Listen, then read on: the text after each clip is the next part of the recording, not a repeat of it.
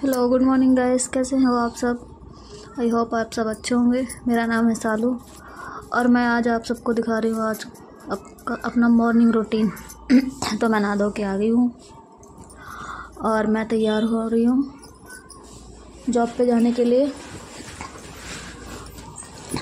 और जब मैं अपने बालों में तेल डालती हूँ तो मेरे को चोटी बनाने में बिल्कुल भी मज़ा नहीं आता, इसलिए मैं फिर बनाऊँगी, फिर बिगाड़ूँगी, बस यही करती रहूँगी।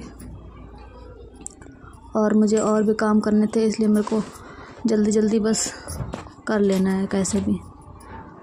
आप लोग बताइए, आप लोग सुबह सुबह कितनी जल्दी होती है घर में? ऐसा लगता है बस काम हो जाए, अच्छा बुरा नहीं देखते, चोटी बन जाए कैसे भी, जल्दी हो जाए। और मैं यहाँ तैयार हो रही थी क्योंकि मुझे जाना भी था और घर में बाकी सब लोग चले गए थे, मैं ही रह गई थी सिर्फ, इसलिए। और सुबह के 10 बज गए हैं। वैसे तो जल्दी, बाकी तो मेरा खाना पीना तो बन ही गया था। मॉर्निंग तो मेरी बहुत पहले हो गई थी, 6 बजे ही। लेकिन मैं अब आपको गुड मॉर्निंग बोल रही हूँ, इसके लिए सॉरी, क्योंकि मैं सुबह का रिकॉर्ड करके नहीं दिखा पाई, क्योंकि सुबह बहुत जल्दी होती है। और फिर मैं सोचती हूँ क्या ही दिखाऊं, रोज़ रोज़ वही क्या बनाया किचन का। मैंने कहा आज कुछ अलग दिखाती हूँ, इसलिए मैंने आज नहाने के बाद रेडी होने का और लंच का उसका ये सब रिकॉर्ड कर लिया।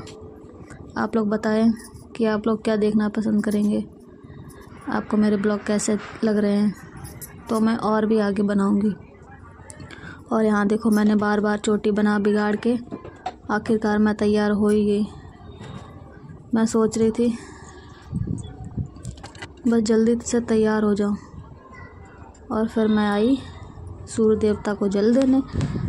मैंने कहा इनको भी जल देना ज़रूरी है, और तुलसी मैया मेरा इंतज़ार कर रही थी, इसलिए मैंने उनको जल दिया और धूप बत्ती लगाई।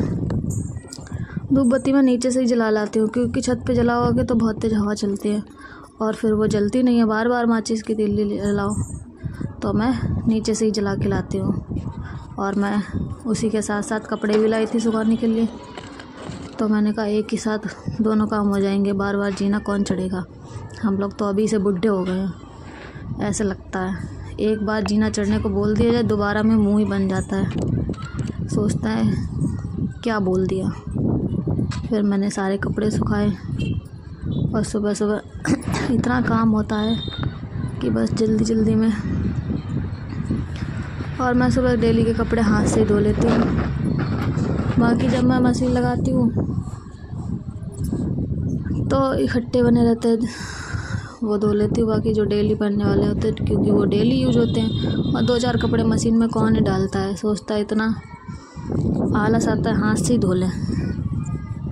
और ये साड़ी, ये तो आंधी तूफान आ रहा था तो टंगने का नाम ही नहीं ले रही थी, बार बार मेरे से ही आके लटक जा रही थी।